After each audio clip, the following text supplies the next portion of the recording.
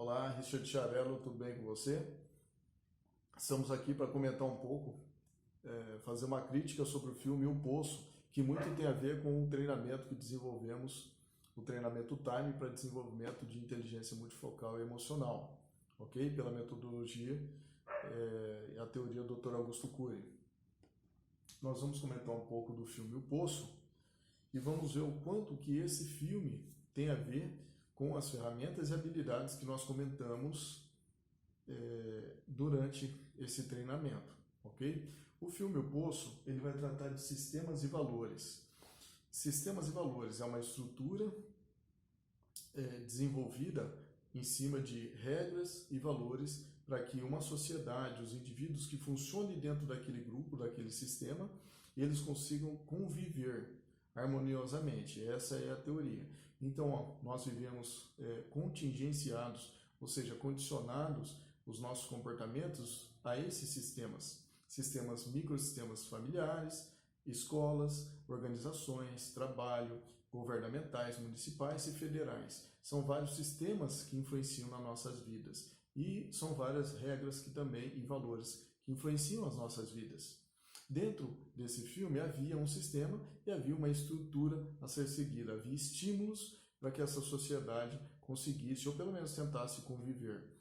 A partir dali, todo o sistema geralmente força os nossos limites. Eles foram forçados dentro daquele sistema, nos seus limites físico, mental e emocional, chegando ao esgotamento. Quando chegou ao esgotamento, esse protagonista, ele teve duas opções: ceder ou mudar. Ele, a princípio, cedeu, ou seja, seguiu, se psicoadaptou aos comportamentos padrões daquele ritmo, daquelas regras ditadas por aquele sistema. Então ele seguiu, cedeu e praticou os mesmos atos que as pessoas praticavam, levadas aos seus limites, falta de necessidade básica, que a gente trata também na pirâmide de Maslow, que está na apostila, e levado pelos seus instintos. Então a primeira opção dele foi ceder. A partir de um determinado momento, quando ele já começa a subir de nível dentro desse sistema, e ele aprendeu sobre esse sistema, ele começa a duvidar e criticar, e determinar algo novo na vida dele. Ele começa a duvidar dos seus pensamentos e das suas atitudes. Aí ele começa a desenvolver autoconsciência, ciência do que estava acontecendo, ciência de como funcionava esse sistema e ciência de quem ele era e de como ele funcionava. Aí ele decide metanoia, ele entra no processo de transformação e ele começa a reavaliar, ele começa a resetar, ou seja, se perdoar e não se culpar por aquilo que ele havia feito, para que ele conseguisse relativizar dentro de si mesmo, dentro do seu sistema psíquico, entre o comportamento com o seu companheiro de cela e entre o comportamento com si mesmo e entre a conversa e a ressignificação dentro daquele processo de metanoia que ele escolheu seguir. Ou seja, ele queria transformar-se, ele não queria mais seguir as regras daquele sistema. O que acontece? Quando ele pensa em ressignificar, ele estrutura um plano. Quando ele estrutura esse plano, ele tem que compartilhar. Aí vem a sacada, ele se estruturou todo e ele bolou um plano, só que ele pensou assim: sozinho eu não consigo. E aí ele compartilha. E quando ele compartilha esse propósito, quando ele compartilha o sentido da vida dele, a filosofia da vida dele, a ideologia dele, quando ele compartilha o que ele estudou, essa pessoa, ela também abraça essa causa e os dois vão tentar ressignificar a história dentro desse lugar. Eles dão a vida por isso, eles encontram, ou seja, lá embaixo, onde não havia esperança nenhuma, e eles decidem, eles que estavam lá em cima, descer até lá embaixo para levar esperança para esse povo e tentar mudar o sistema, ou seja, ressignificando a história deles naquele lugar. Então eles doaram a própria vida por um sentido maior, ou seja, para deixar um legado, para cumprir uma missão, ok? Tudo que a gente trata na apostila. Então vocês veem que tudo faz sentido, por isso que eu estou comentando sobre esse filme. Então eles foram em busca de deixar um legado, de cumprir uma missão, de dar sentido à vida deles. Chegando lá embaixo, eles encontram uma criança, e essa criança não poderia estar ali. Um deles morre E o outro, naquele determinado momento, ele chegou lá muito debilitado, ele coloca a criança no elevador, a criança sobe e ele fica com a mensagem de dever cumprido, com a sensação de dever cumprido. O filme mostra que ele acaba morrendo também, né? Então se entregou à morte, mas ele conseguiu concluir mandando a mensagem. E qual seria a mensagem? Vamos estudar o filme. O filme, esse sistema impôs regras, e essas regras meio que levavam os seres humanos ao limite, o limite das suas necessidades básicas, o que levava eles a agirem por instinto, se comportarem como animais.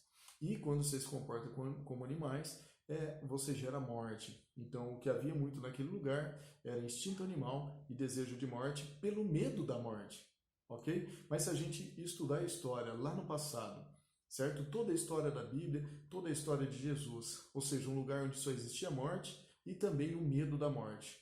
Ou seja, a palavra que imperava naquele passado era morte e medo. Jesus veio, se entregou à morte porque ele não precisava, e a partir da morte ele pôde pregar a ressurreição, ou seja, a vida após a morte, e aí ele manda a mensagem para a gente, a linda mensagem de que diante da morte, ou seja, diante da morte tem o conforto, porque eu venci a morte, ou seja, a vida venceu.